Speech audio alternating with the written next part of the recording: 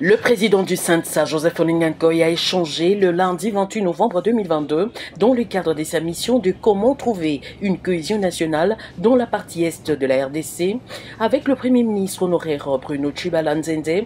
L'objectif de la rencontre était de recueillir son point de vue sur la crise sécuritaire qui frappe le pays dans le Nord Kivu et Ituri. Partant de sa riche expérience politique, Bruno Tshibala prône l'unité et la cohésion nationale dans cette partie du pays. Le mobile essentiel de sa démarche, c'est la recherche de la cohésion. La cohésion est nécessaire à un pays, et surtout lorsqu'il se trouve dans une situation de crise.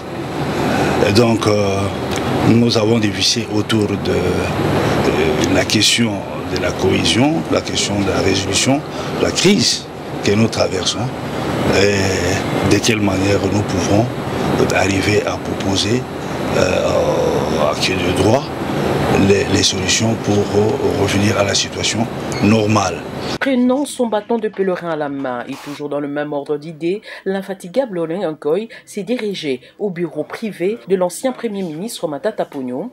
Pour ce dernier, la crise qui guette le pays doit trouver sa réponse autour d'un dialogue franc. Occasion pour le président du SENTSA de se rencontrer également avec le professeur Mabi Mulumba. Pour lui, c'est une question de donner un avis sur certains points et sur comment améliorer les conditions de vie des habitants, notamment en luttant contre la corruption, tout en se dépassant de certains tiraillements qui n'ont pas de base établie. Pour améliorer certaines choses qui ne semblent pas toujours bien marcher, spécialement poser des actes qui amènent la sérénité dans la vie politique du pays.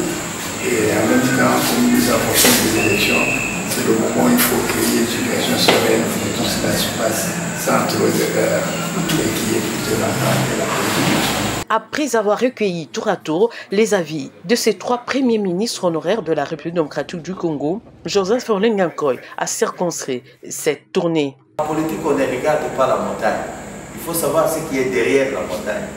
Et notre peuple doit savoir ce qui est derrière la montagne.